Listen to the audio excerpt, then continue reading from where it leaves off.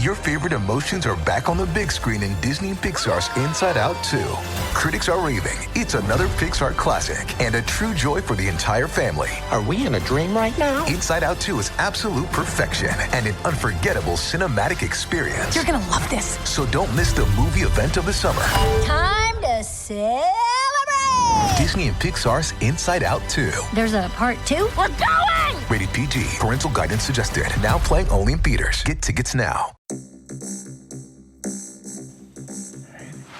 And I am not in conflict about it, okay? But if what you want is like a laundry list of all the things about you that piss me off, I could give it to you. Yeah, I want to hear. Okay, well, let's start at number 1, okay? Number 1, you're fucking nuts.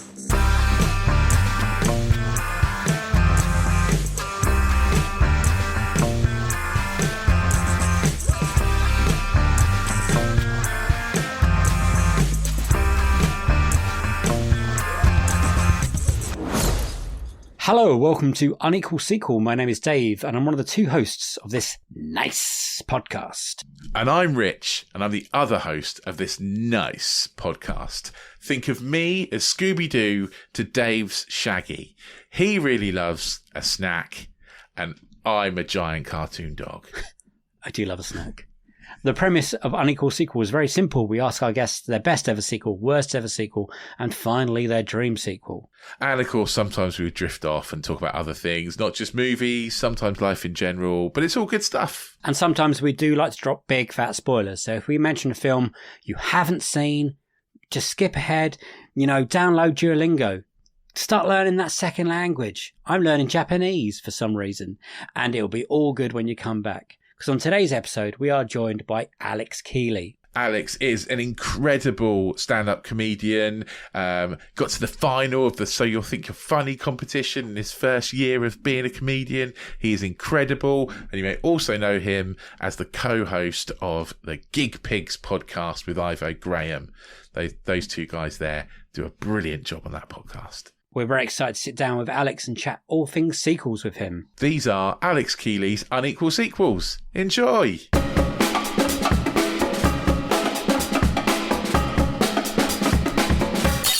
Can you remember the first sequel you got excited about when you were young? I mean, I think, logically it must have been, and indeed I think I do remember that it was Lord of the Rings 2 Towers. Just absolutely blew my mind.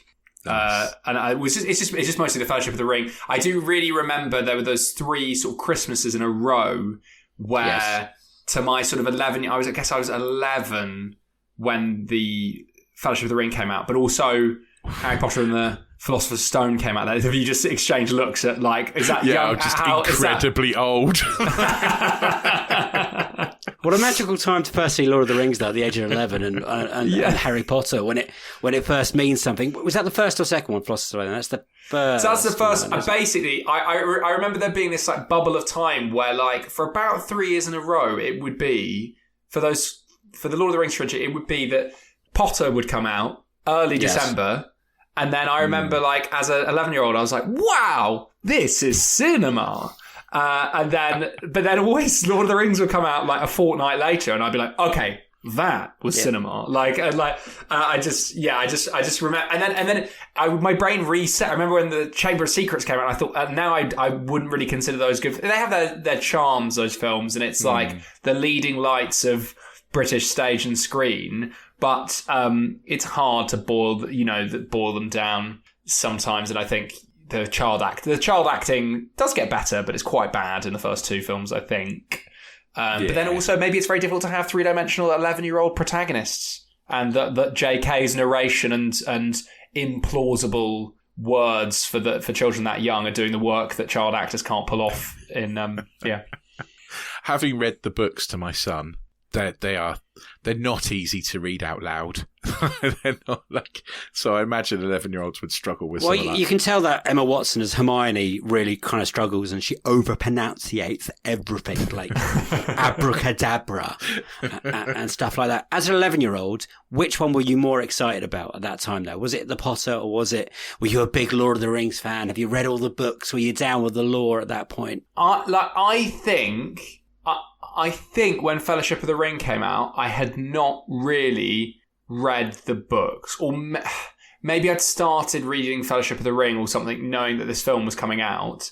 But I knew The Hobbit, but I think like, and I really like The Hobbit. But I think in my mind I was like, oh, Lord of the Rings is the hard. I think I thought Lord of the Rings was at the level of like the Silmarillion before, right? Okay. When actually it's just a slightly darker Hobbit, but it's no much more. Longer. Yeah.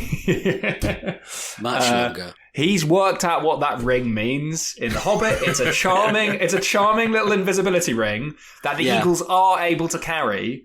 This is a different thing. The eagles can carry it, because the solution to the like, why didn't the eagles just, is like there's some appendix or something where Tolkien's like, it would fry the minds of the eagles are mere animals, and it like they are so scared, and it makes them sort of buck and shy and whatever. And it's like, yeah, but he gets picked up in the mountains when they escape the goblins, and then they go to Beorn. Oh no, they get picked up in the trees, which are getting burnt down in The Hobbit.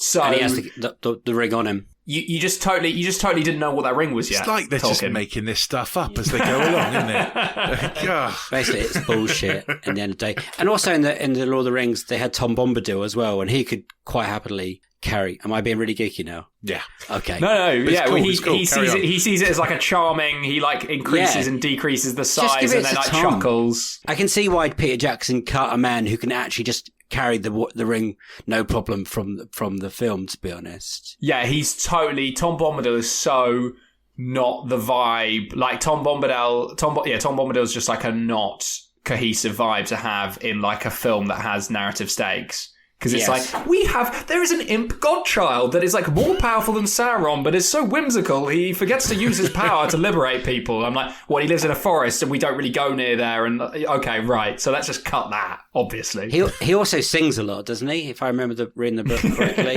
It's been a while and they're like, we've got to cut all singing out of this film, basically. Yeah.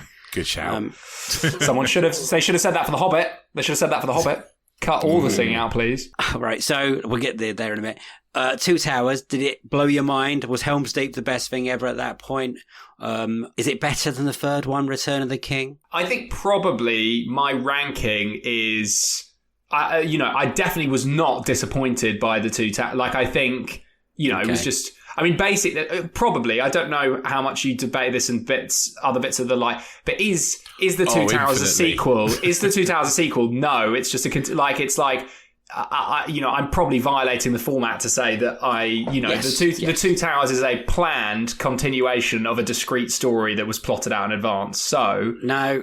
We've had that from people as well who refuse to.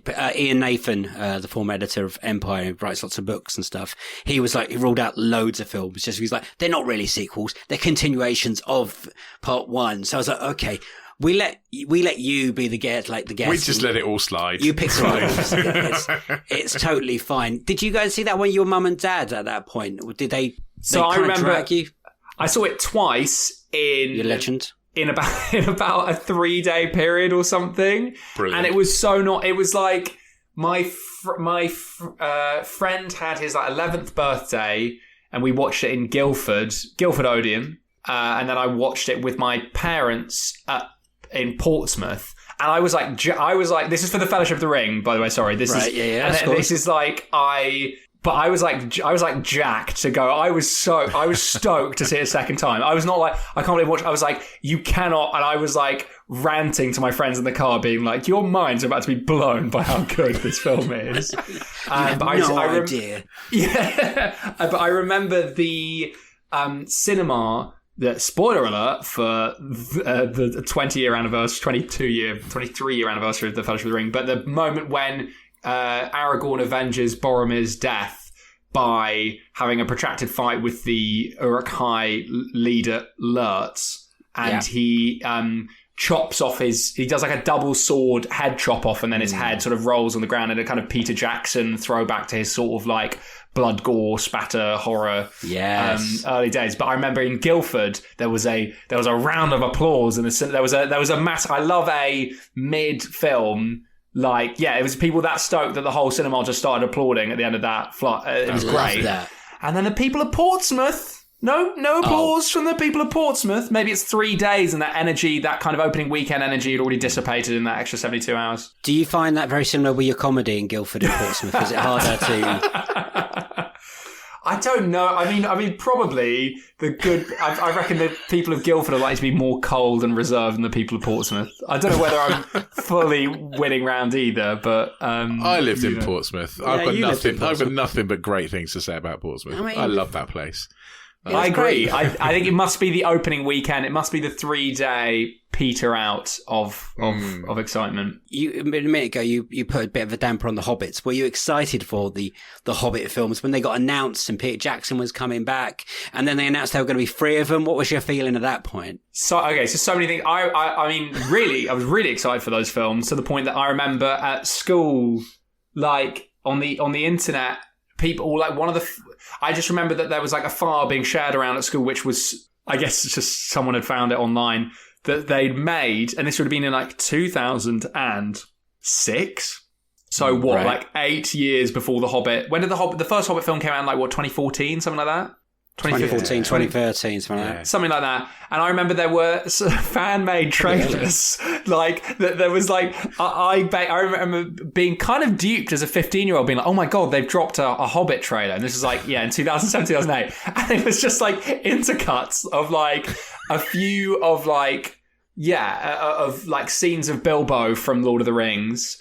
And then like fucking like dragons from what's that, like Reign of Fire, that appalling film with Christian Bale. Not his finest work. It's Christian Bale, right, in Reign of Fire? It is Christian Bale, Matthew McConaughey. Saw that in the cinema. I mean, that's got to be in one of my worst films I've seen in the cinema. I think Reign of Fire is okay. I think it's a great premise. Good. Come on. I haven't watched it for many years. It's like dragons in modern London. I remember that. Do they wake up flame dragons? Parliament? Yes, but there's a really cool poster when they've set lights to London. You think that's going to be amazing, and then the film's budget didn't quite have that. So anywhere near that. They never showed that, I don't believe. They had all the bits you thought, that's going to be amazing. Oh no, sorry. That costs a little bit more than we can do. I'm sure we had a budget. We had the budget for a still image of London on fire. We just couldn't replicate that at 24 frames a second for about 20 minutes. Sorry, gang. Yeah. Sorry. I'm surprised there's been a sequel to that, to be honest. I can't remember if it did very well at the box office. I mean, you went and saw it at the cinema. How old were you at that point in Reign of Fire? We've gone off target now. I must have been like 12, 13. That feels like a bad decision from my late preteen, early teen years, when my critical faculty hadn't occurred yet. Alex, what is your best ever sequel? So I'm saying for this, Back to the Future Part 2. And there's just, I'm very, I'm excited to talk about that. I've got a very specific, quite sort of maybe comparatively micro reason or just a sort of logic that I've chosen that, which is that I am sort of obsessed with, or not obsessed with, but I like a sequel that is kind of built between the slats of its original. So by its very nature, Back to the Future Part 2 takes place kind of within the storytelling beats of Back to the Future Part 1 because they're kind of running around. And I think to do that, I just think the script writing to inject yourself in a way that's like coherent with the time travel narrative in this sequel, and then getting to see all these shots kind of from the first film but from a different perspective, or like, oh, that person was there. And, the logic of it being kind of... Although I don't think Back to the Future really obeys the laws of time travel in that way. But, really. No. It should be that it should be like they were always... whatever happens, they were always there. But like, even though it wouldn't tell itself that it obeys that narrative, I think mostly in that film, a lot of the things that happen in Back to the Future Part 2 kind of could have happened in Back to the Future. It feels like they explain certain things that happen in Back to the Future Part 1 through things that happen in Back to the Future Part 2. I don't know. Like, it's just interesting when as I'm sort of getting my fingers and moving them out and then putting my other finger between them. But I think writing a story that slots in like that is really impressive. I'm not even talking about all the Donald Trump stuff. No, well, yeah, there's that too. I think Back to the Future Part 2 is such an interesting sequel to talk about on this podcast because it's one of the ones where we've had people pick it as their best sequel and also their worst sequel. So we've had some people say it's the worst sequel ever and some people say it's the best sequel ever. And it's a really kind of split opinion on... What are your opinions? I love it. Like we're in the positive camp. Yeah, Dave thinks it's the best of the three. But I am easily swayed. And when that moment happens, and I think Tom Davis picked it as the worst one, and I was like, well, he could be right. But no, I've rewatched it recently, and it is definitely a brilliant sequel. When did you first see it? Because a lot of people that watch Back to the Future Part 2 hadn't seen Back to the Future Part 1. What? Oh, well, that's our age. That we went for a whole era of seeing the sequels before the films. Wow. I suppose, yeah, and I suppose no, I don't know.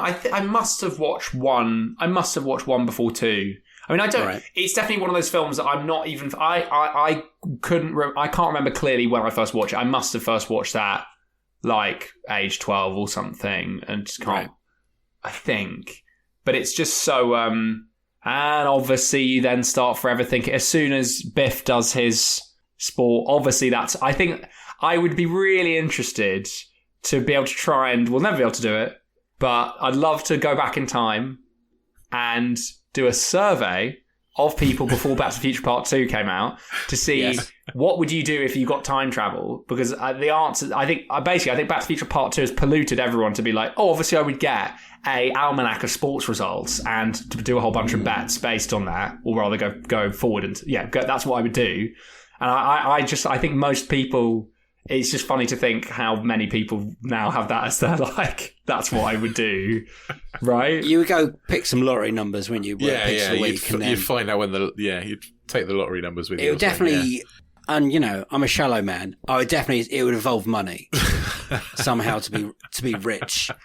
It's interesting though with the sports results thing though, right? That it's like surely lottery numbers is much safer. You go, you do it, you get a lottery number, and you do it immediately. It's the first weekend you do that. But I'm just like interested in like the butterfly effect and how quickly, because it's like, and Biff is the most amazing wildcard sport, and it's like surely he then makes enough news at some point that he just alters. Like, one decision in one of those matches would start permeating. How quickly into Biff's sports gambling thing does he himself affect the reality of his own universe such that it starts changing? I think he'd lose money. He put it all on something, and it was like the result will go the wrong way because he's had enough of an effect in that reality that's changed. Eric Ten Hag's substitute decision in the. It would happen, and that's the whole thing. But for the purposes of Back to the Future Part 2 story, if they did go into that, it would be so complicated, right? That would be like, I would wonder if the authorities looked into it at all, and like, isn't it weird that this guy's won that many? Isn't it weird that because he sort of gets famous for it, right? That's the thing. That's the problem.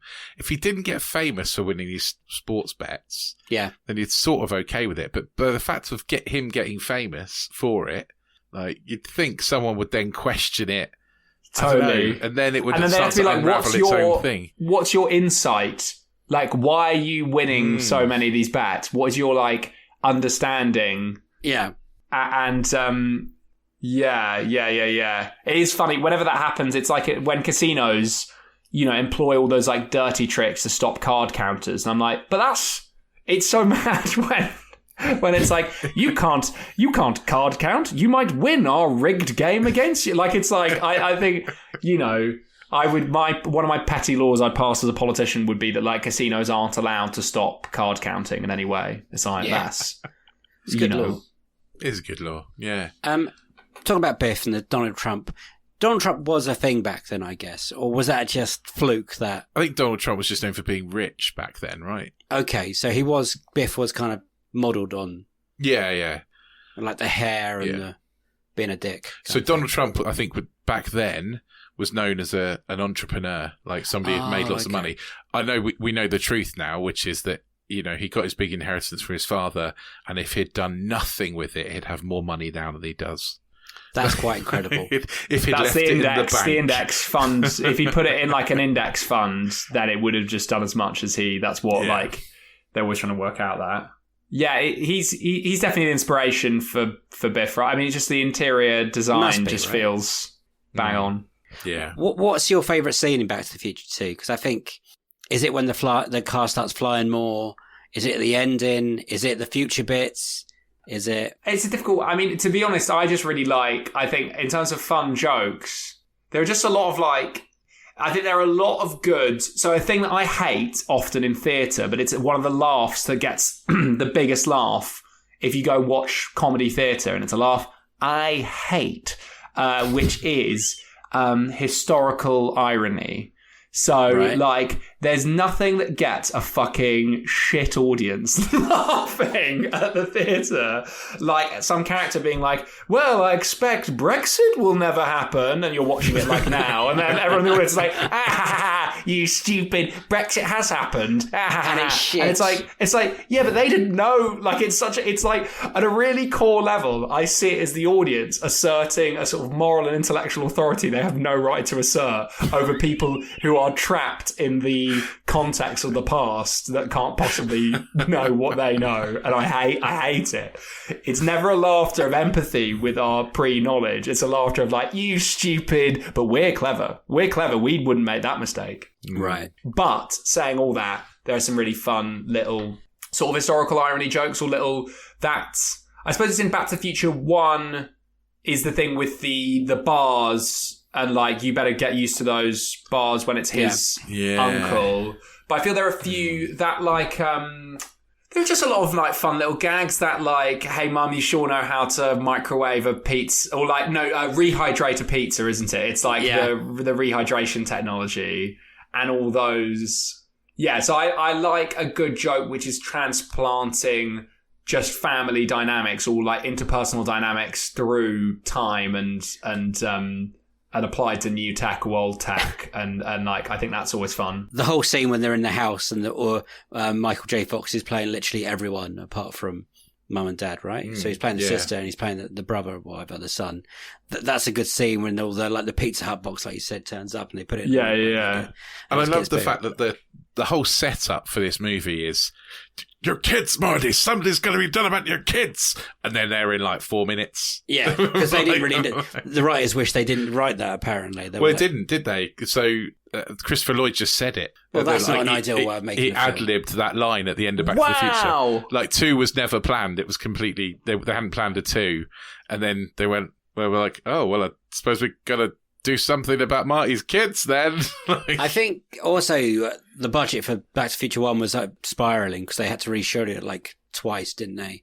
That I think the studio were a bit wary, and then it suddenly made all this money, and it was like iconic, and they were like, oh, let's do a 2 more, and then luckily someone had the idea of like, I think they filmed 2 and 3 back to back. They did, yeah. And they actually planned the end of 2 to go into 3. So when you got to the end of 2, how did you remember feeling about that? I'm trying to remember how 2. I know that's really bad, but it's like But I mean, 2 ends where the doc is transported back to 1885. Yeah, Marty gets a letter from him, and Marty gets a letter immediately from the Don't lawyer. worry about me, yeah.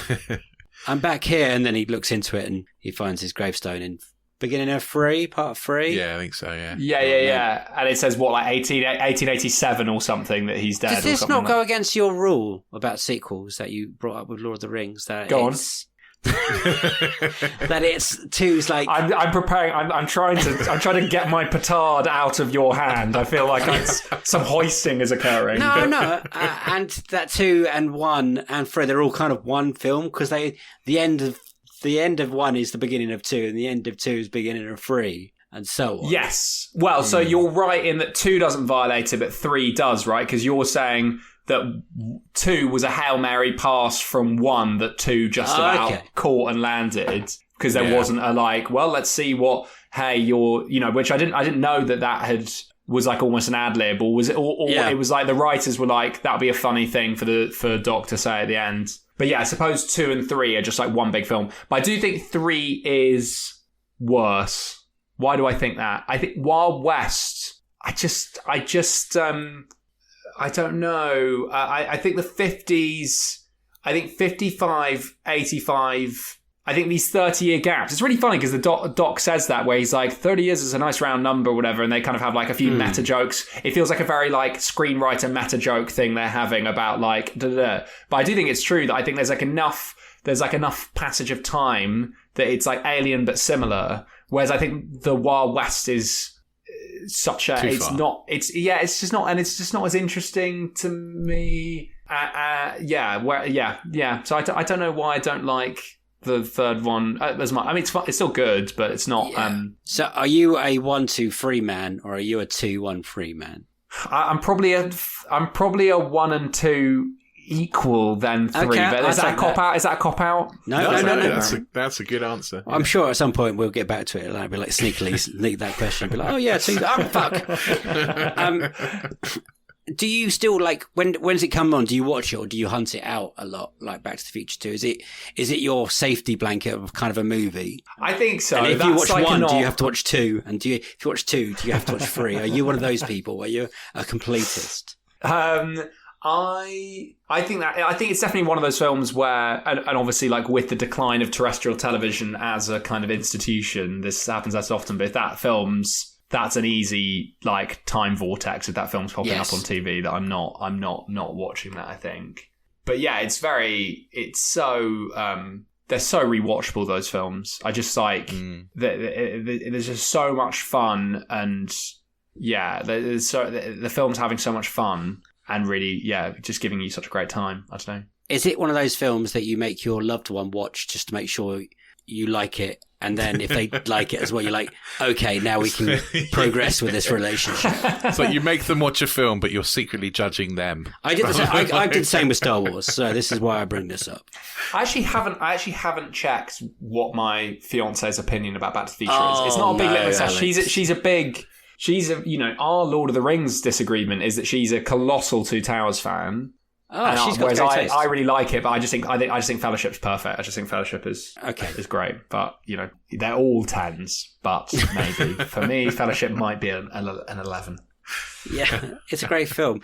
But I just had a weird memory of Back to the Future. I was in hospital a long time ago when I was in mid-teens, I think, and there was a boy who loved Back to the Future so much, and particularly he loved the Earth Angel song. Do you remember the Earth Angel? Yeah. And he doesn't sing it for very long, and he recorded that bit. And he would just keep playing that, and eventually the nurse was like, "We have to take the video away from him," and then they did because it was all night as well. It was Earth Angel, and then rewind. Is that like one of the songs being played at the like Enchantment Under the Sea? Like yes, what? I don't know. Yeah. Okay. And then they found out he recorded it as well, so they took the video away from him, and then he recorded it on cassette. I'm like, this has got to stop soon. I've got to sleep. He proto line wired it. Oh wow! He knew what was coming. He was a smart boy. He was like, all right, well, you take that. Sure, you can take my VHS of Back to the Future or Back to the Future 2. I can't remember which one it was, and then I was like, I thought I was going mad by the end of it. But yeah, Back to the Future 4 or remake. How would you feel? It can't ever be a Back to the Future 4, but if there was one... Yeah, tricky. It's a classic thing of, like, which stars... If you're trying to remake it, like, which stars have the juice now? And whether, like... I'm very open to, like, that it's impossible... That no, that maybe film stars will never have... Just because the media landscape is so much more fragmented now. I think people are like... Film stars were different in the old days. I'm like, were they different in the old days? Or was there no TV and the only way to have entertainment was to watch Cary Grant, so he became like a god to you because it was either The Rain or Cary Grant. Like it's also studios used to pay a lot of money so they didn't get into the things they got up to weren't reported on. Right, so, exactly. Whereas these days, you can't keep that stuff secret anymore. Yeah. And indeed that gossip is itself a very lucrative form of entertainment for other media companies. Yes. So, and talking about fake trailers that caught you out once, have you seen the Back to the Future one with Tom Holland, like AI'd over? No, Michael J. Fox, and I think a few people have fallen for it. Like, oh wow, can't wait to see this, and then you have to break like it's not real. It's clearly not real, but I think of a lot of people. I think Tom Holland probably a couple of years ago would have been dream casting if they had my to take redo with it. that, I actually don't. To me, Tom Holland doesn't quite work. But why am I saying that? I think that he works really well as Peter Parker because he's fundamentally not. There's just something fundamentally not cool about him. Is that weird? Like, Yes. I think he's great and he's really funny and he's been really good in that role. But I think while Marty is not like the coolest person in school, but he's like, there's something. Marty's not low status. It's like, it's his dad who's a bit low status, and it's, he actually makes some like rash, hot-headed decisions, and is quite, and again, Peter Parker's not like a coward or whatever, and he's like got a heart, but it's just like there's something. Peter Parker is a nice, lovable, smart dork who got bitten by a spider but isn't cool. Whereas Marty McFly is kind of cool, I think. I mean, he's but got I don't know a Jeep, who's cool. He plays the guitar. Yeah. He's got a cool jacket. And He's suckering me in with that. He's a pretty girl on his arm. And he's on course to be probably a bit of a loser. Do you think? Right, Marty, because of the if car. none of that happens, but he's on that way. Yeah, Peter Parker's like the, in a world where he's not a heroic crime-fighting spider-bitten man, he's like on the Silicon Valley Mark Zuckerberg trajectory of being a like nerd in high school who will become all-powerful in the future. Whereas like Marty McFly is probably the opposite, where he's like had a band in high school, a band in college did all right, never quite went anywhere, and then but took too long to give up the dream, and then like that's Marty McFly's life trajectory. But in Back to the Future, he's still the cool bit of that. Yeah. He turns cool, though, right? Because at the end of the first one, because his dad gets cool, so he gets cool. Yeah. Kind of way. Well, he gets a cooler Jeep, a car, and... I think if none of it happens, Marty ends up as, like, I don't know, a dog walker with a weed habit, rather than, like... and Peter Parker ends up as, like, Tony Stark, that kind of... trajectory. So. But I think you're right. I think you hit the nail on the head. As I think Tom Holland's kind of too sweet. He's almost, like, too... nice and innocent of the also Michael J. Fox, you can't he's not wisecracking, especially in that J. second Fox, film, is unbelievably good in that role, and he completely owns it. And that look, and did you want a hoverboard as much as we wanted a hoverboard? Like, I was reading on the Wikipedia that they did a featurette where they pretended that the hoverboards were real but were bad for health and safety, and so loads of parents were like, asking them to get them. Did I want a hoverboard? Yeah, I mean, they look cool. But it's very funny when it's stuff like you can't... Like some of the logic of it is very funny, where it's quite like... you can't do the hoverboard over water, man. Like, there's that bit when his hoverboard's not powerful enough to go over water. I'm like, sorry, we literally have the existing technology for the one that's real, hovercraft. It's like, what's its primary use function? It's to go over fucking water. It feels pretty fine. It feels like a fun... Obviously, it's a great made-up... it's great. A great made-up fence for him to fail to jump over in a story. But, like, it's such a, like, funny, arbitrary rule about the hoverboard technology. Hey, it's Kaylee Cuoco for Priceline. Ready to go to your happy place for a happy price? Well, why didn't you say so? Just download the Priceline app right now and save up to 60% on hotels. So whether it's Cousin Kevin's Kazoo Concert in Kansas City, go Kevin, or Becky's Bachelorette Bash in Bermuda, you never have to miss a trip ever again. So download the Priceline app today. Your savings are waiting. Go to your happy place for a happy price. Go to your happy price, Priceline. What is your most disappointing sequel? So it doesn't have to be your worst sequel, but disappointing. So it doesn't have to be a bad film. It could be a good film, but it's not as good as what you thought when you were going in. Ooh, okay. I mean, to be honest, it probably would be. It would be stuff like The Hobbit, but I'm just trying to think of other stuff that I mean, like any of the sort of post Endgame Marvels for me, probably. Yeah. I don't know. Are you a big Marvel guy then? Are you into the comic book movies? I like them a lot. I mean, but yeah, I think they could have stopped doing them after Endgame, or like also taken a Endgame nice time off. That science fiction that you love, right? So you must have loved that. Some more meta Back to the Future. Did you do that thing in the cinema? I did, I think I think they did quite well at Endgame in terms of managing to make the time travel work with stuff that could have worked in the But then they've had to do all this kind of universe branching stuff off anyway, and I just don't. I suppose my answer is all the Marvel stuff after Endgame has been quite disappointing. You're not wrong, Alex. No. Yeah, it's a good answer. It's a good answer. Should we try and go think of it? Eternals. That was okay. Well, it's okay, but it's like from Endgame. Love and Thunder, Love and Thunder. That was bitterly disappointing. Well, Eternals could have been good. Like I then read I don't read much in the way of comics, but I did read the Eternals around when that was coming out, and then the Neil Gaiman one, and it was like, yeah, it was pretty fun, and it was quite like wacky. Whereas like they went for they zoomed in on, it's like an ensemble piece. But they kind of gave every character, they gave about 10 to 15 minutes worth of kind of beat time over the film. And then they gave Gemma Chan and Thingy from Game of Thrones, Rob Stark from Game of Thrones. Yeah. No. So, but Kit Harington is in that, but then it's not. It's not you Kit meant the Harington. other guy. It's Rob Stark, isn't it? Yeah, it's the other one from Rocket Man. And from Line of Duty. Is he in Line of Duty? Yes. No, he's in Bodyguard. Bodyguard. Sorry, that's it. Bodyguard. But anyway, him. So they gave. His name? It's really annoying me. Sorry. Carry on. We'll they give those two. Fadden. No, it's not McFadden. That's one from Succession. Keep going, Alex. Sorry. Well, they give the two to me. Reading the graphic novel of Eternals, it's like, oh, there's a lot of really fun and funny characters, and then they just zoomed in onto me two of the most boring characters. And Gemma Chan's character is more fun in. She's very straight-laced in Eternals. It's just quite like I think they decided to make that one. They brought in a prestige Oscar-winning director to direct it, and then it's like, and they wanted to make it like a beautiful, quite serious one with like a bit more defined cinematography or whatever. And actually, you know, that it's quite. I think it would have been more successful if they'd made it a bit more. Guardians of the Galaxy, maybe not quite as colourful and zany as that, but it's quite fun. The graphic novel's just quite fun, and like all of the characters, every character is more interesting than the two they made, the kind of love interest, protagonist, antagonists. It's Richard Madden. That's it. I wasn't far away.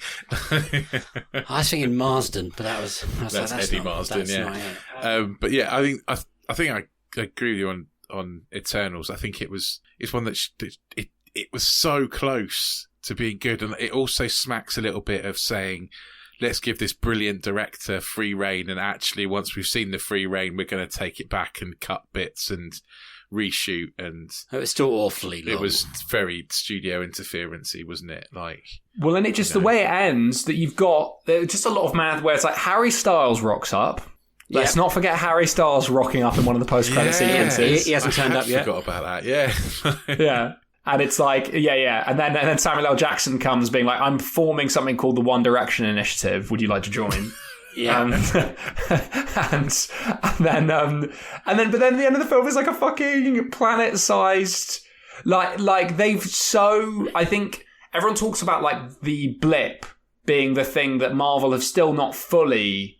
You know, I don't think Marvel actually had enough fun with that 5-year interlude between Infinity War and Endgame. They've done it a bit, and they've had like a few very light socio-political things in like Falcon and Winter Soldier and a few other things. But basically, you can't overstate how mad that would be. But also, like, this whole time there's like a sort of, you know, a like Africa-sized kind of god being that's like washed up in all the ocean. And that's just like, we're just not. Remember how much like the Evergrande getting trapped in the Suez Canal altered world shipping? Like, do you think just on shipping alone, a like Titan godlike thing trapped in, that's going to divert the shipping lane. That's going to be inflationary. There's going to be additional inflationary pressures. Where's our movie about that?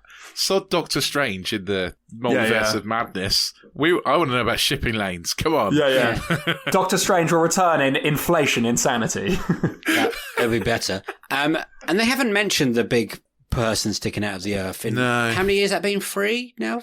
Crazy. It's crazy. It's a bit bizarre with what's going on with the Marvel stuff, because you're right, there has been lots of duds or just blatantly okay films, like Wakanda Forever was I think okay. Guardians 3? Guardians 3 was good, but Which everyone's saying that the ones that are good are the ones that are like explicit fan service for the many Spider-Men that I ruined. I ruined that for my fiance before she walked because she'd not seen any of the. Alex. I joked. I just went like, "Are you looking forward to watching a lot of Spider-Man tonight?" Because I was like, "Oh, surely she's seen She knows. Andrew Garfield on the couch with Colbert talking about how he'd surprised Emma Stone who didn't know, and great late night TV follow." So I just went casually to my fiance like, "Are you looking forward to watching a lot of Spider-Man tonight?" And she was like, "What?" And I was like, What did you say? What did you say? I didn't say anything. And then I had to then try and pretend that I hadn't just ruined the film for her, basically. Oh. But I was like, I questioned her. I was like, but you knew that there was like Doc Octopus from you knew that like Alfred Molina was in this film. And she was like, yeah, but I just thought it was villains. I didn't know that all the Spider-Men were coming from the other. And I was like, well, that's on you. I said. When they turned up, did she just look at you and give you a like, oof, I was like, oh, whoever ruined this for you must be a piece of shit. Oh, fuck. Okay, we're talking about a piece of shit. What is your worst ever sequel? I've selected Star Wars Episode 9, The Rise of Skywalker. And that is the right answer. You are joining an elite club of people that this film has been picked quite a few times now. I think it must be our... So it's between this and Jurassic World Dominion. Yeah. Now, is that the one where the Velociraptors can, like, talk or, like, have empathy, like... Or is that Terrence Malick's The Tree of Life? Where... Oh, God. Yeah. Oh, fucking hell. I'll never get that. 3 hours of my life and never get back either. No, it's the last one. Dominion was the last one that came out like a year or 2 years ago now. And we all get promised, we've gone off already, all get promised Jurassic World with dinosaurs walking the earth. And what they did, they put them back in a park and contained them. Yeah, with, the bloke from Apple. Anyway, Rise of Skywalker. As this has been your worst sequel ever, are you a Star Wars guy? Well, there's a. Wow, this must have made you angry. If you, because normally like yes, but I think when it's good, it's great. I think what I am is I'm not. I think I've worked out I'm not a Star Wars franchise guy. I think I am I think I am like an Empire Strikes Back is perfect cinema guy, and also like New Hope is amazing. But if we're talking about the Jedi. And Return of the Jedi, but a sort of director's cut where it's much shorter. Is get those Ewoks out of my television. It's going so well, this Alex. But it's. I don't know. I just don't. Although like I watched a bit of Andor and I quite like that. I should probably finish that at some point. Everyone says that's good, and I think that's one of the only things that gets better.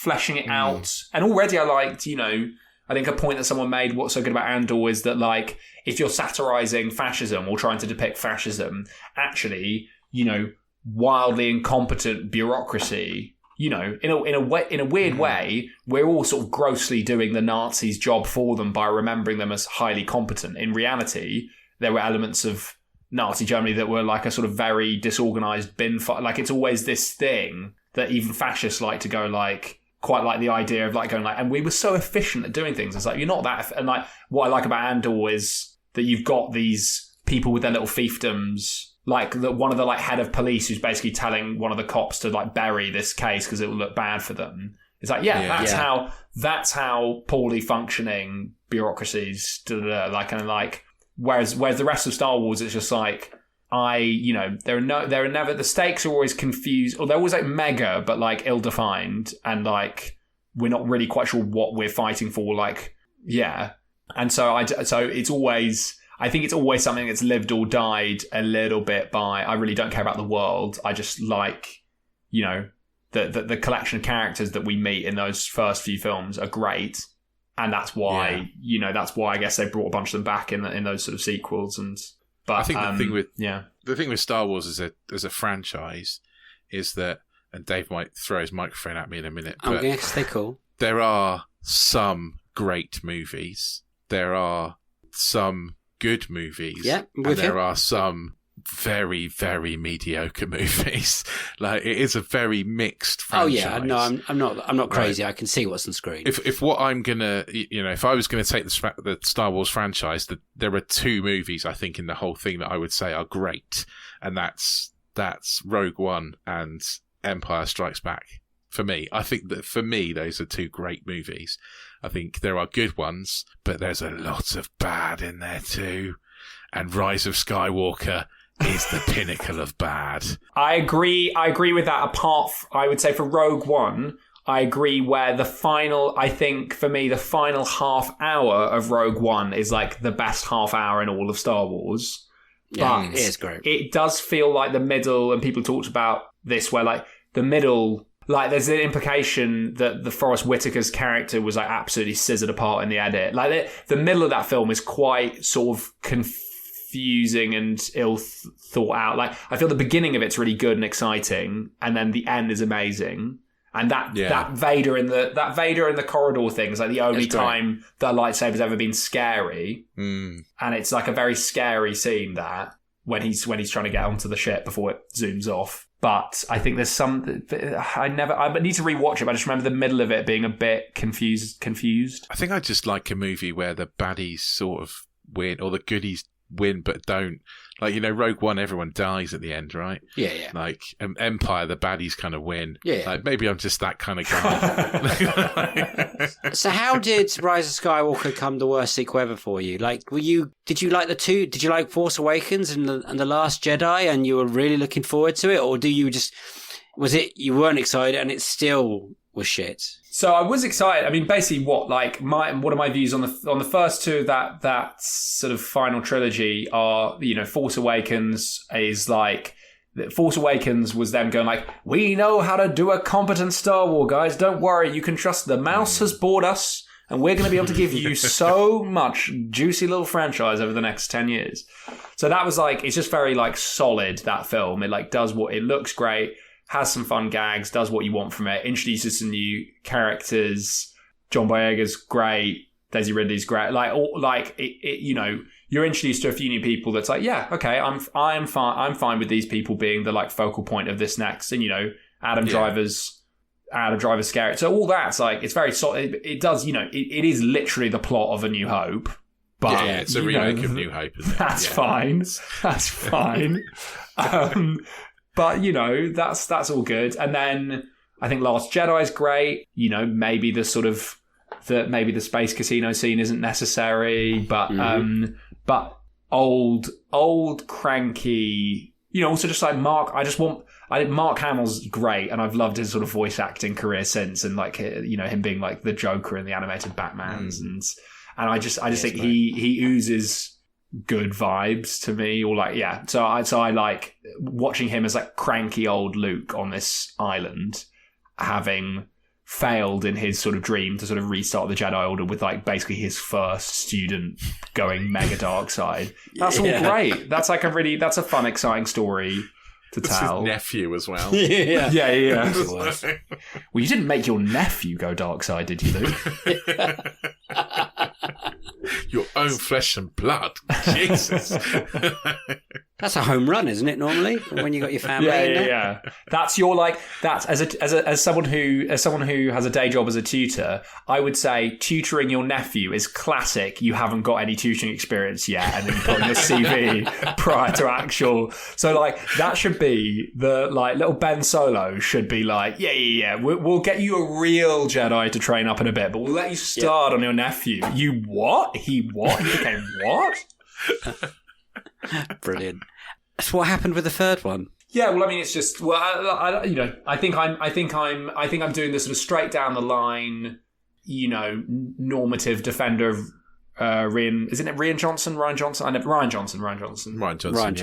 I thought Last Jedi was great, and then it feels like there was a bit of like a sort of anti-social justice backlash where like it just does feel they were like give it back to JJ and then make it all like because we all know JJ Abrams can stick a landing. He wasn't right? originally going to do it, was he? It was Colin Trevorrow. Yeah. Yes. Who went off to go and do Jurassic World Dominion, Jurassic right? World. But he wrote it, and they had made a big deal of him doing it, and then he handed in his script. It's called Jewels of Fate. I haven't read it, but it's on the internet. And then Star Wars, the Mouse House, were like, no, we'll give it back to. So was that too weird? Was it like too? It wasn't like hitting the narrative beats they'd want to for like the future of the franchise or something, or they just didn't. I don't know. I think it was it's fan service essentially, wasn't it? There was such a backlash to Last Jedi. I'm still denying that this film exists, Alex. So I haven't really looked into other possibilities of what it could be. I'm still waiting for that first Star Wars film to come out, made by anyone, really. It's exactly what we say that we don't like about sequels, right? Rushed would be one word. Yeah, I mean, rushed, studio interference. Yes. Like, essentially completely ignoring what happened in the last movie. Yes. Totally. It's like improv, no, but it's Star Wars episode, no, but the anti-improv game. It's like every beat that Rian Johnson sets up in episode 8 just gets like sent back. You're right, because it feels like they've just mentioned things on set and they were like, hey, we've got to follow this knife. And they're like, the screenwriter's like, okay, they've mentioned knife. We have to do something with knife. Oh, wow, we're on a planet and it's a festival. Okay, we're on a planet and it's festival now. We have to do something that. Oh, no, they're the knights. Oh, no, Chewbacca's died. What? We can't kill Chewbacca. We'll mend that very quickly. It was... Yeah. Yeah, it's not good. And Rich is the only film that he's shouted at, I think, at the cinema. So I've said on this podcast before that I hate it so much that at the end I audibly and quite loudly just shouted, "Oh, fuck off!" And did you feel supported amongst your fellow cinema absolutely. goers? And was that in Guildford? Supported. No, it wasn't in Guildford. No, it was in Milton Keynes. Okay. Yes, please. It's about being sub 1 hour to London. That's what gets you. That's what gets you the big reactions to the. Oh yeah. When I saw Rise of Skywalker, I saw it at midnight on opening night. So I was excited enough to do that. Which actually, you're playing this down. Yeah. You're a big fan. It's stop being so cool. Come on. But it's like to be honest, I actually don't think I recommend. Were you dressed up? I think don't go at midnight. I think each time I've gone, it's like it's too late. It's like you don't actually. Yes. It's like wait another 8 hours because it's like just go or see it on because that Thursday night Friday midnight sort of thing. It's like, just don't go on Twitter for another 18 hours and then go watch it Friday evening because if it's a big release, because it's just like, I always find myself about to fall, like I always fall asleep for 10 minutes. And so it's like, I fell asleep for 10 minutes of Last Jedi. I loved it, but it was like 2 a.m. And it was like a scene in a casino that wasn't very narratively important. Yeah. So when that ended at like 2-3 o'clock in the morning and you and the other people are seeing it walking out, what is the feeling of that, a 12 o'clock showing of that? When Kylo Ren is dying and then Rey kisses him, I would say over half of the cinema burst out laughing. And that is not meant to be a funny beat. It's meant to be a profound emotional moment between those two characters, but because there's no logical reason that there's no correct seeding of that, and it's a weird moment, and it's already, it's also just like, I just have such little time for like, we can love a bad boy, but it's like he's killed enough people that it's like it's so funny when it's like I can save him. It's like we can like I believe in like reform.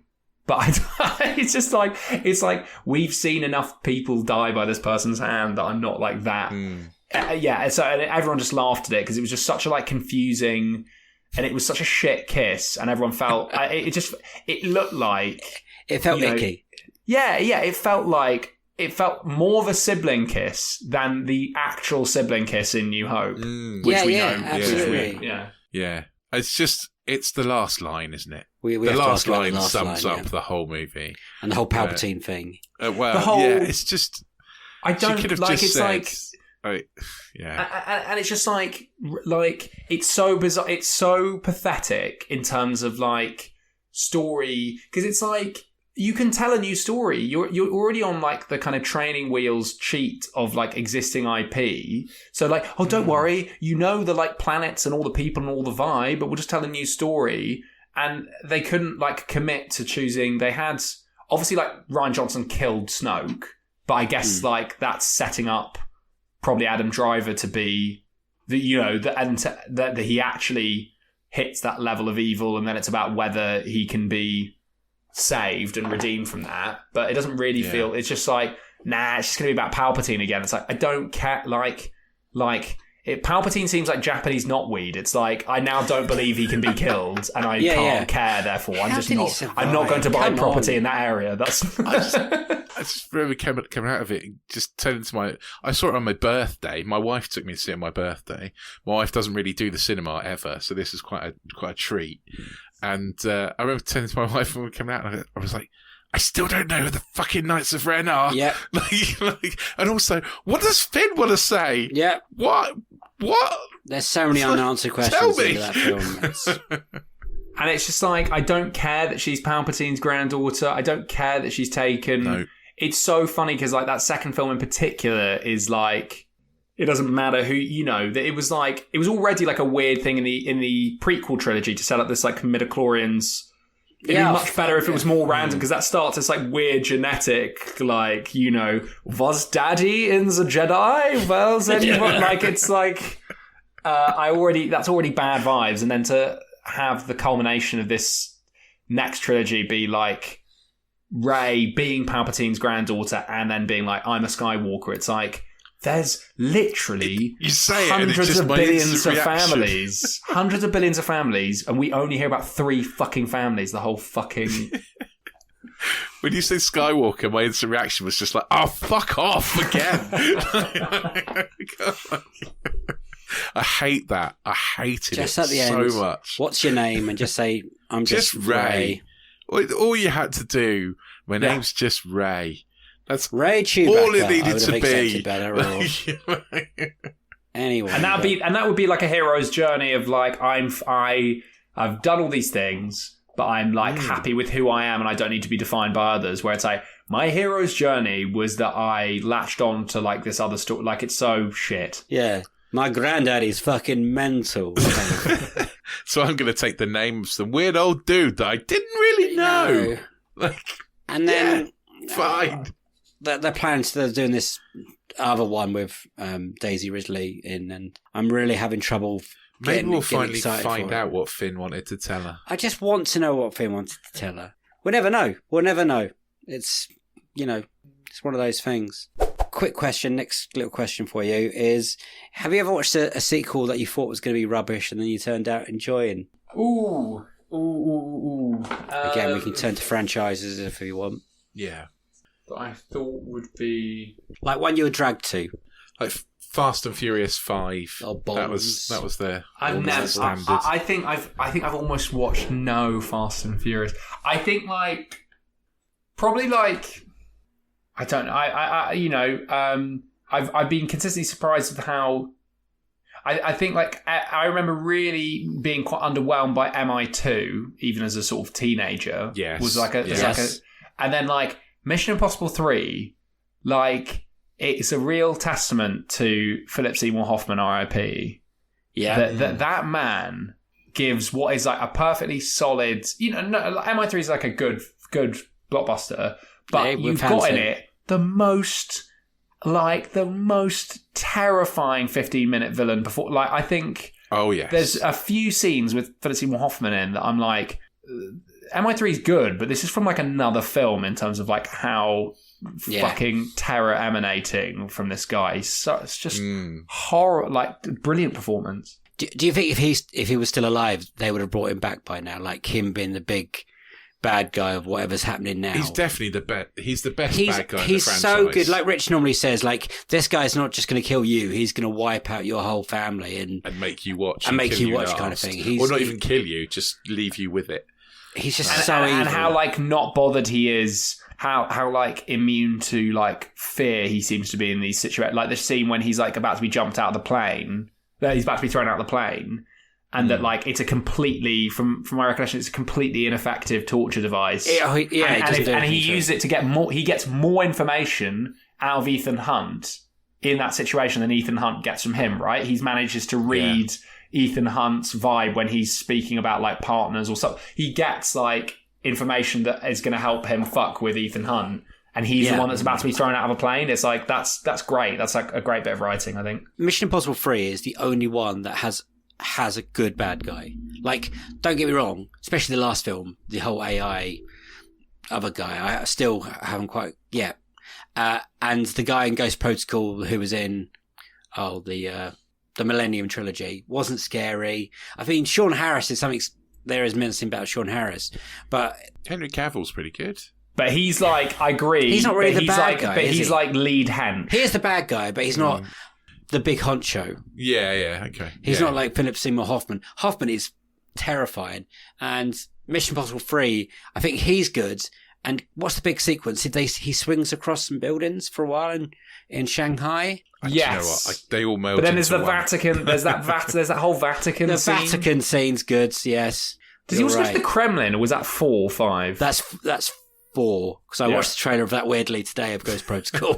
See, this is the thing with that film, is that I could not pick out particularly any bits of Mission Impossible 3 other than Philip Seymour Hoffman being incredible. Yeah. If I think back to that movie, which I didn't watch that long ago, maybe a year or so ago, like... It's another JJ film. Yeah, I mean, Philip Seymour Hoffman sticks in my memory. Nothing else from that movie really does. The scene when Cruise has to, when Hunt is like waiting for the audio file for Philip Seymour Hoffman's character to download, and then he has to pretend that he's choking for ages with his henchman and like puts his hand out to like stop the henchman coming over.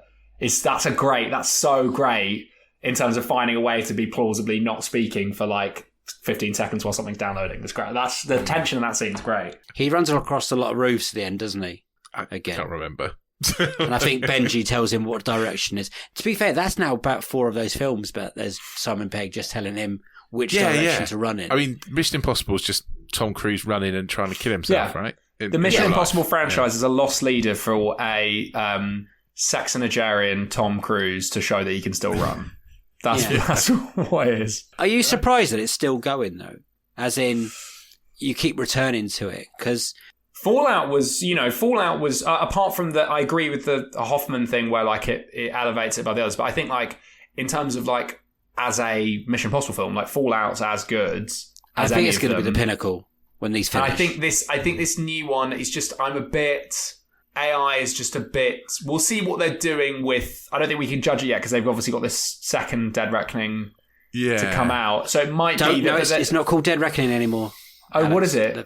Because they've taken the part 1 away from Dead Reckoning. So the last one we got is now just Dead Reckoning and it's not part 1. So it's going to be Mission Impossible : something else now. Yeah. Something else. Because they thought the box office that harmed it. So it's like telling people, well, yeah, because Spider-Man, that new Spider-Verse film, didn't tell us. I remember not knowing in that second Spider-Verse film when I walked in, but having that. Not that I'm like, I've never written a full script or anything. I'm coming in to give you jokes on your script or whatever. But like that sickening feeling when you're 2 hours and 10 into a film.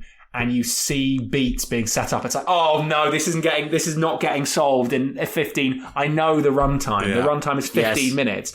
You're introducing an entire new universe or like an entirely new like antagonist. 15 minutes before it's like, oh fuck, this is. Like, I remember like realizing at that moment that it was like, oh, I didn't realize that this was not a very contained. Which was like fine. It's such a brilliant film, but I was like, oh good. I was nervous where that was going. My friend did exactly the same thing when I first saw Lord of the Rings Fellowship. He whispered to me about 10 minutes ago, like, they're going to have to wrap this up really quickly because he didn't know there was a second or third book. And I couldn't even tell him at that point. I was like, oh, Sid, just... oh. I think I was exactly the same in Spider-Verse. It's a brilliant film. Yes. But I would just like a bit more of a third act. Just a little bit more. Just some conclusion, because it's all so open. Yeah, I think your ideal is that you really you can close off something and then have a little tease. You know, in defense of post-credit sequences, that's kind of what they're doing. That they're saying this is where the story's going to go. But we did complete this story. This is the post-credits, and look, the Ragnar box has opened and the glowy orb of balls has started. I think that's what Empire Strikes Back does so well, that it does leave more, but it also ties up a few things. It has a third act. It has an ending. Oh, it definitely has an ending. Not everything is concluded, but it has a conclusion to those parts. and you found out the most. There has been a story. The story is like that you found out Luke's father. You found out this new revelation. Like there is a very there is a contained story that's happened. So just quickly back to Mission Impossible. So we're about to go into number 8 now, whatever it's fucking called. Are you down on it, or where are you on that quickly? Are you going in thinking this is going to be good, or are you going to be surprised if it's good? Look, it's going to be great in terms of the action. I think what I want to do, I've got a friend who, when I go to cinema with him, he walks in to before the film starts with me. And if the trailer's still on, he just walks out. Because he knows... Particularly, and I get it, because like there are some films that I know that I want to see, but I'm just trying to, I would say I wish I'd never seen the trailer for The Dark Knight Rises, because it's got like a bunch of the Bane, it's got the bridges blowing up, a bunch of like Bane on that plane, and it's got it's got that that iconic like, oh say can you see, and then the football stadium blowing up, and I'd be like, well, that would have been fun to have watched. You're not the first person to say that on this podcast. Really? People have mentioned that before. Because we've got one of the arguments is Rich doesn't really watch trailers, and I make him watch some trailers. I wouldn't walk out of the cinema if I'm there when the trailers start, but I'm not someone who will watch trailers online or anything like that. I remember I didn't watch trailers before Endgame, and that used to come into the cinema, and people must have thought I was mental, because I would just rock back and forth and scream loudly and cover my ears. I've done that with stuff that I've been really excited about, that I know that I'm watching, so why would I want to like micro ruin the experience? And I think trailers, there was a period when they did ruin it, but some of them are getting quite smart now and doing stuff that's not in the films.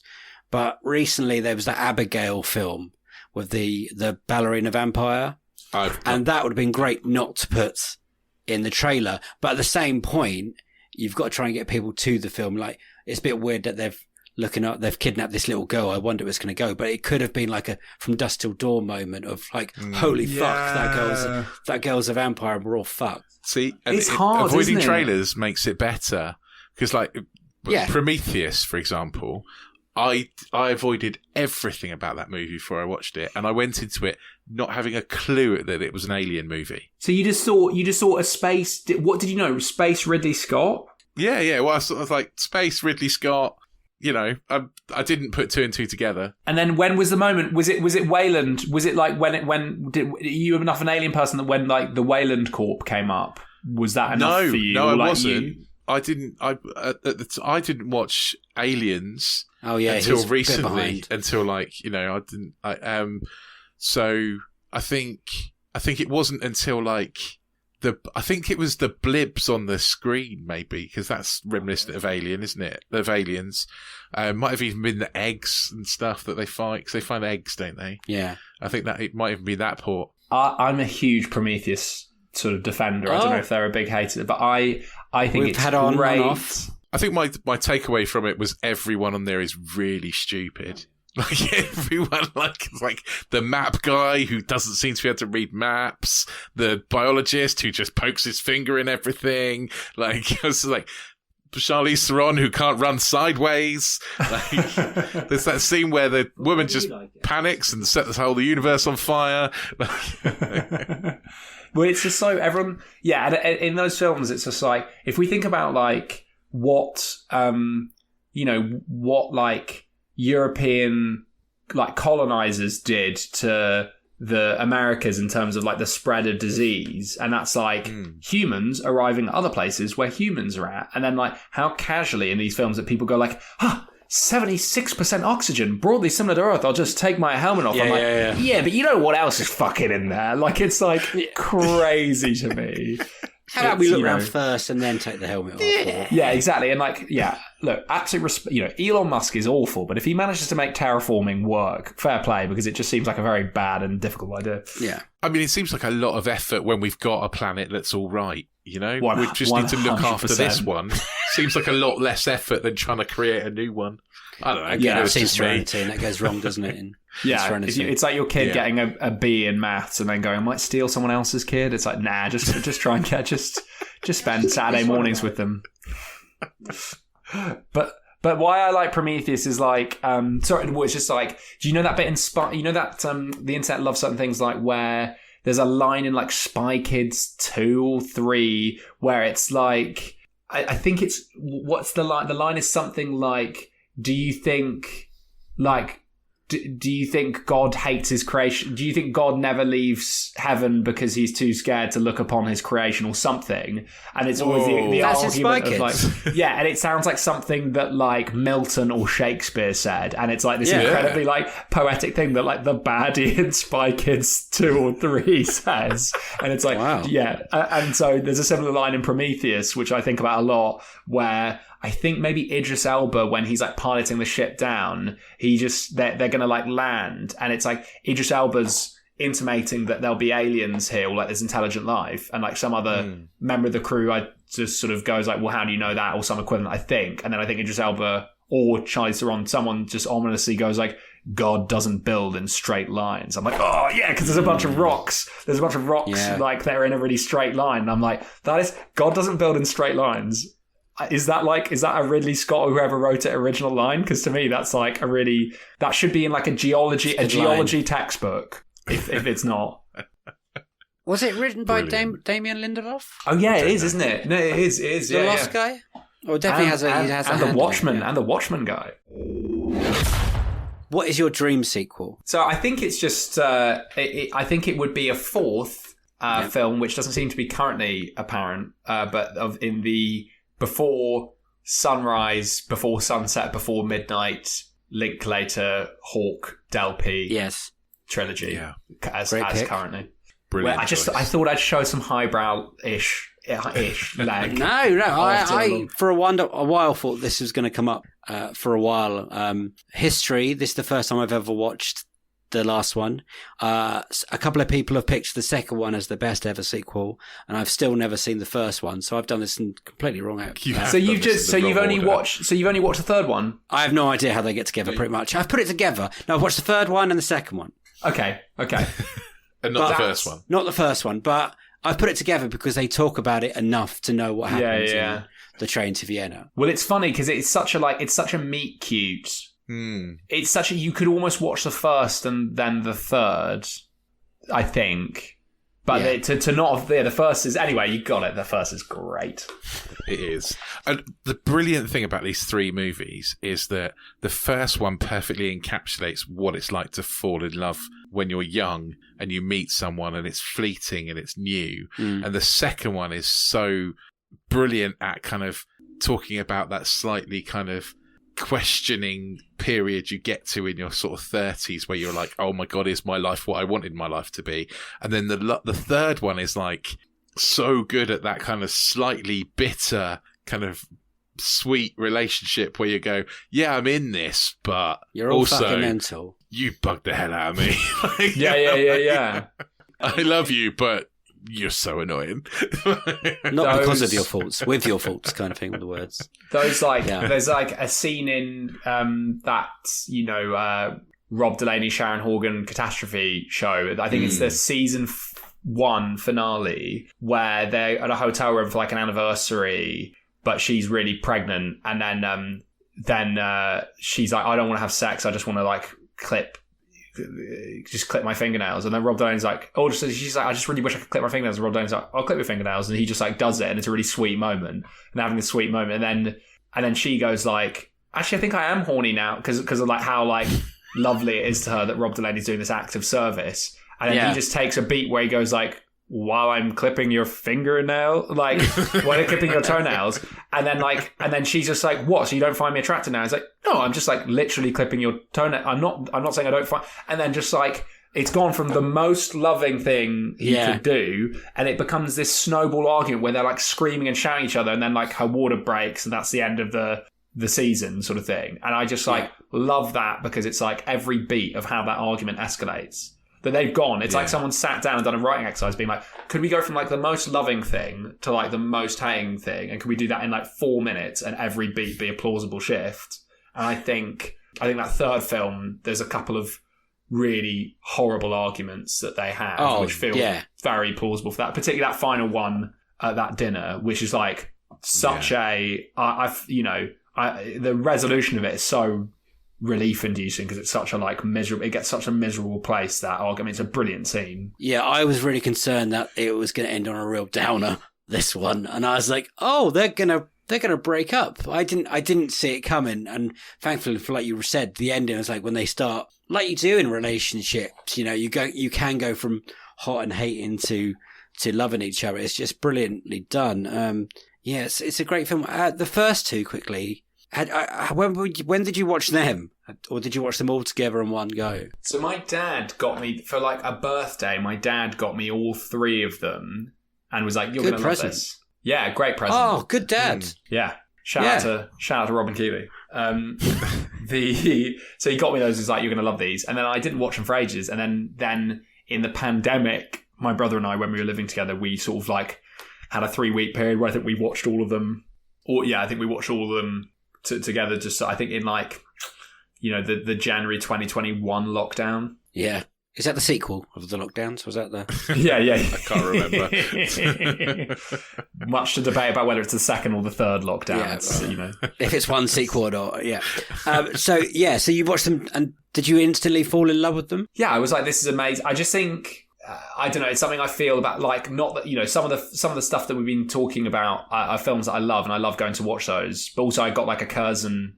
Not that, like, I went and saw Dune 2 at the Curzon. It's not like the Curzon doesn't bring in big blockbusters, but like, I just like increasingly think that the more, my own happiness and well-being is basically like, can I do any kind of shortcut to make myself watch the equivalent of broccoli rather than like sugar chocolate? And then when I do, I'm like, well, of course I'd rather watch a Mads Mikkelsen film about farming in the 18th century in Denmark with long shots of potato growing, which is the promised land, or bastard, as it's called in the original Danish.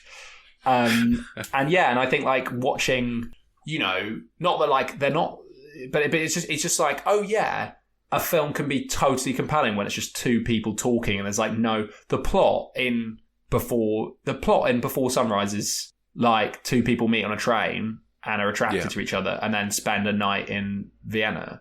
And then the plot of the second one is 2 people that met 9 years ago meet up again and spend the afternoon in Paris. And the third one is two married people in Greece spend an evening together because someone's done childcare for them. It's like, these are it's the most non-story story, but just like, when the conversations are great and the actors are great, it's just like... And in every single one, you feel like an absolute like voyeur, like following their conversation. That bit.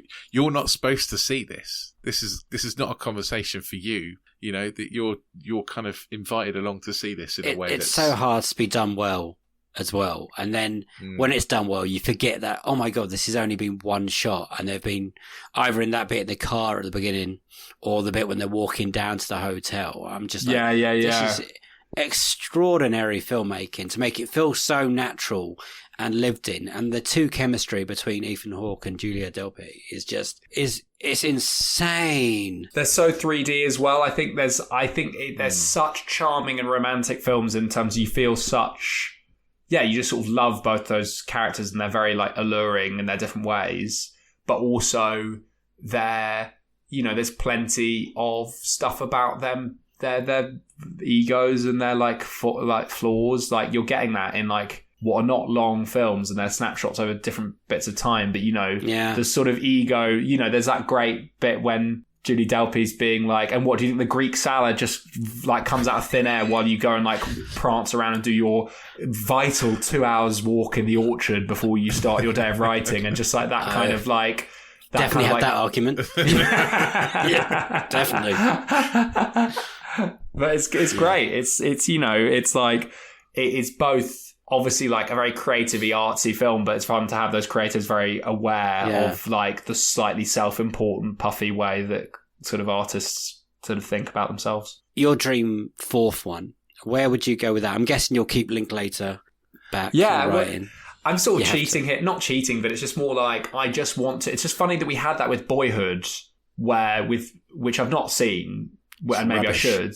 Well, but we've had the thing where they've kept going, right? And like, my point is like, I want it to be the written narrative version of those 7-Up TV series where we just see them every 7. I want every 9 years to check in, and as a writing exercise and as an acting exercise for those actors, it's like, what do these characters keep looking like in 9 years? And maybe they would probably argue that we've seen that kind of bittersweet truth reality. They love each other, but obviously, like all relationships, there are flaws in them, and that kind of Pierside Grease kind of argument scene and then resolution and making up and then us leaving them is maybe a perfect ending to it. But I just want to see them every 9 years and see how they're getting on. Like, I Do you think they went to America? I don't know. What was her job? What's her job that she's trying? Like, she's got a job, but that would keep her in the, like, is it like the UN or something? It's something. It's something in Geneva. Like it's something European though, not American. It's her right? dream job as well. Yeah, I can't remember what it is. I think. I guess like I think that he's having. I think he's just having what we see him on, like an unrepresentative snapshot moment where his son has left from this family holiday, and then he's feeling down about that. So. Probably they don't, and he's just thinking, I feel a sudden loss of this connection that I've had with my son because he's been with me this summer and he's going back to America. It's like, but like by the time you move back to America, he's off to college in a few years, and then like because he's what, like 15 in the film or something, not something 15, like but like early teens. Yeah, and it's like. I don't know. I think they stay in Europe. You think somewhere in Europe? Yeah. I would like to see it because half the fun of it seems the two films I've watched anyway, that it's always in a different location. So I don't think we can go back to Paris. Greece looked amazing, by the way. I wanted to live there forever. Yeah. But I think maybe, I don't know, London might be interesting if we're talking about keeping it European. It'd be interesting to see just the relationship with those two. And maybe at that point, the girls about to go off to college or university, so that's like for them dealing empty nest syndrome, them dealing with empty maybe they're being looking single parents round, again. Maybe they're looking round I think they're looking round a university with one of their children. They're like, I think they're visiting somewhere for like a weekend to like decide on university, and it could be Scandinavia. They're going to Lund University in southern Sweden, and they're looking round. Yeah. Well, I can see them walking around like Oxford or Cambridge, maybe. You have to, or even Copenhagen. Yeah. Oslo. I like Scandinavia. I think that's different. Yeah. That's my pitch. 9 years' time. The twins. It's twins, right? They've got in that film. It is twins. So the last one was out in 2013. So 9 years. We've missed it, there was such a fun. There was a moment on Twitter. It was the equivalent of the Luxa Turner fake Hobbit trailer, where someone had made up a fake poster of like autumn 2022, like before midday or whatever the fuck. That is a shame that they've missed that. You never know with these kind of things where they'll go, and especially with Richard Linklater, he seems to jump around a lot. And if it is the last we've seen of them, then I'm happy where we left those characters. I'd be really angry and disappointed if we come back and they're actually broken up. Yeah. And then that would maybe another sequel is them. They've broken up and they've taken a daughter around university, and they have to deal with being together. That would be good. It would make me sad, but I think that would be good storytelling. I would be fine with that. But it's, they must enjoy making those films. Yes, right. Especially if they pick in locations like Greece or whatever. It reminded me of Josh Weller's dream sequel, where it's when Harry left Sally. Oh, when Harry left Sally. Like, you can't do that. You can't do it to me. A man and a woman can never be divorced. And that's what the film's about. I think the name sells itself on that one, but what would you call it? The fourth film before? I think it probably has to, it's just before midday is a bit shit. Before midday sounds like a deadline at work. Do you know what I mean? Feel like Yeah, it does. Yeah. What other, before the afternoon doesn't work? Maybe you do another trilogy and they're called After. After 8? The After trilogy. You can't have After 8. I don't. What? So you would have After Sunrise, After Sunset, and After Midnight? Yeah, again? maybe. I've heard worse ideas. Before, I mean, if you can get, I think something like Before Nightfall or something, but I don't, but it's, it feels like you're not, sunrise, sunset, midnight. It's very nice, isn't it? I don't know. Yeah, there's not really parts of Before Lunch. Doesn't really. Before brunch. Yeah. It's got a bit more of a ring to it. Because you're getting later in the day, though, aren't you, with each one? So it's going to have to be like before 3 a.m. You should never make decisions at 3 a.m. That's never a good idea. I was a little bit surprised this time that how many, because in the first, well, again, I haven't seen the first one. I'm so sorry. But the second one, there's like only a few, like 2 characters pretty much. You have a few people in the bookstore, but the rest is just them wandering around. I was kind of taken aback that they actually had other cast members. And there was actually more dialogue with more people. Is that like the first one, or is that... No. First and the second are of a piece. First and second are really like, these are just 2 individuals that either, like, in the Vienna case, don't have a relationship with anyone in the city. And in the Paris case, she's obviously she lives in Paris, but, like, basically, both times it's just 2 people buffeted around the city a little bit and, like, pressed for time. So, yeah, the constraint in the second one is that he's got this flight, obviously, and then... But yeah, the third one's got way more secondary characters than the first 2 do. The first 2 is so, they probably did that annoy you in any way? No, I loved it. The third one having more characters. Yeah, more characters. But I like, I probably prefer the first 2 for that. But it is not. I liked those. I enjoyed those. It afforded other dynamics. Because also, like, if you're wanting to show the kind of 3-dimensional cracks that might, or imperfections and beauty spots in a relationship, if you've only got the 2 of them talking to each other, it's very difficult you're just always going to have arguments, and that's probably going to be quite hard to watch for like 2 hours. Whereas like a table conversation, you can have that simultaneous thing of like, they're probably making each other laugh, but also she can roll her eyes at him being a bit pretentious or a bit like self-centered and it just allows for, I think it's easier to show star-crossed lovers just talking to each other whereas that's what the first 2 are. Whereas the third one, I think you need other characters to show flaws in a way that isn't repetitive and a bit sad. If it's just those 2 big arguments really work as separate things from the rest of the film in the third.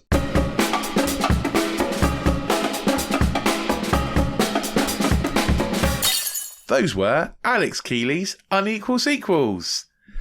And I've said it before, I'll say it again, were absolutely delightful choices. I mean, yes, we had a lot of solid picks in that. I would Back to the Future 2 as best. Yeah. I mean, yes, it is definitely up there. It's the best Back to the Future film there is. Oh, it's polarising, isn't it? Still no one agrees with me. Yeah. It's been people's work. Well, some people agree with you.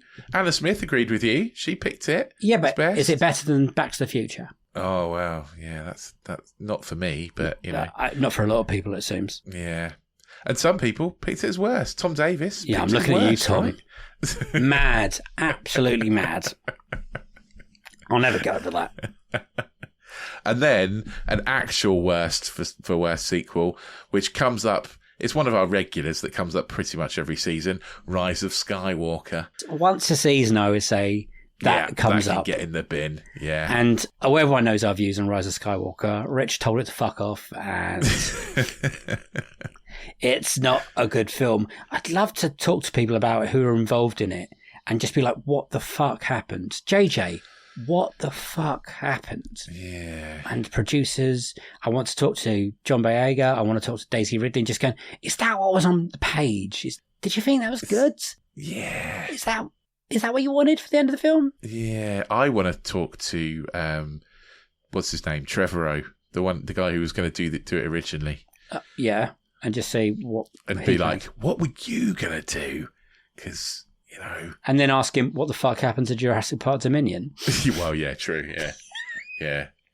That's also a good point. And I finally watched Before Midnight. Oh, yeah. Is it Before Midnight? Yeah, it is Before Midnight, It is, right? yes, because I still haven't watched the first one. I've now watched the second and the third one. And they're all brilliant, the ones I've watched. And I would love to watch more. And I do have to go back and watch how they actually met on the train to Vienna. Yeah, you do want to do that, yeah. It's good. It's good. It's very, it's different. Well, Before Midnight was a ride. Towards the end of that film, I wasn't quite preparing where that film I thought was going to end at one point, and I was going to break my heart a little bit. But what a beautiful movie! And would you want another one now if Richard Linklater? I think so. I don't know. I don't know if it's going to do another one. I don't think so. Yeah, never know. There's always time to come along. And yeah, Alex, thank you for coming on the podcast. Great picks. Very funny comedian. Go listen to Gig Pigs with Ivo Graham. What they do is they basically go to a gig with a fellow comedian. They watch the gig together and then they record their review of that gig. And they're very funny. And some of the experiences they have at the gigs are funnier as well. And it's a really good way of getting music into podcasting. Yes. It's really difficult to podcast about music, right? It's a challenging thing. I once read that talking about music is like dancing about architecture. I think it's harder than talking about movies. Definitely. You're dealing just with audio. And, absolutely. And music is even more personal than movies, I would say. So I listen to a lot of it. A lot of the bands, I don't know who they are. Well, yeah, because we're not free. We're not cool and hip. We're not. But they have done some bands you do know. They have seen like the Arctic Monkeys or whatever. And me and Rich know about the Arctic Monkeys now. Yeah. And it's just a really fun podcast. And so go check that out. Go check out Alex on tour if you see him. He's touring all about. He does a lot of support, I think. He's always out in London doing work in progress. I think he might be going to Edinburgh this year. I will check that before I put that in the podcast. And he's a great lad. And go check out Another Slice for the sequel sessions. Absolutely. Thanks for getting that one in there, mate. That's your job, isn't it? Doing my job for me, yeah. I like that. Yeah, get onto anotherslice.com/unequal sequel, $2.99 a month. You can hear loads of extra stuff from Alex on there. He is really funny and also really generous with his time because we did talk to him for quite a bit longer. One of the longest. So get onto there. Yeah, absolutely. Get onto there on Another Slice. You'll be able to hear that conversation, which is brilliant, by the way. And I know I big these up, but they genuinely are worth it. You generally do need to get on there and listen to those sequel sessions. If $2.99 isn't something you can afford at the moment this month, then just get onto social media and tell your friends about us. We're Unequal Sequel on pretty much all the social medias. Get on there, big us up. If you wouldn't mind writing us a little review, so on your pod player of choice, give us 5 stars, tap out a little review for us. We really appreciate it. It'll help people find the podcast, which is really what we need, is more people to find the podcast and enjoy it. Yeah, and let us know what you thought of Alex's picks. Get on the social medias, tell us what you thought. Or you can drop us an email, unequalsequel@hotmail.com. Tell us what you thought of Alex's choices, and we will read out all your comments in the end of month roundup. Coming at the end of the month, weirdly. Genius. Thank you, everyone, for being involved and continuously listening to Season 6. That was Season 6, Episode 5. We roll on to Season 6, Episode 6, halfway through. This is a great series. I'm really enjoying it.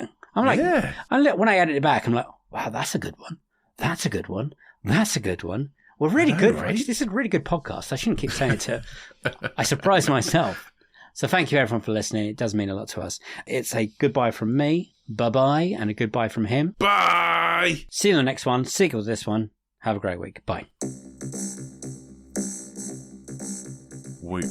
I like getting comedians on because they're so geeky and they all love movies, it seems. Movies and music. Like, what makes a comedian creative like that?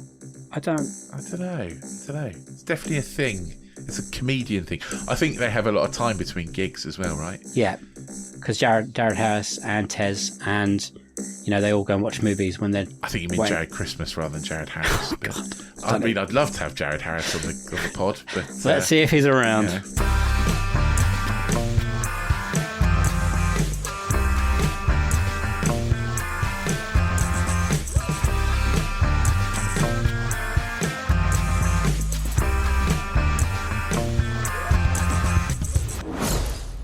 Okay, here we go. I've been told to make a trailer, and they said to make it impactful and memorable.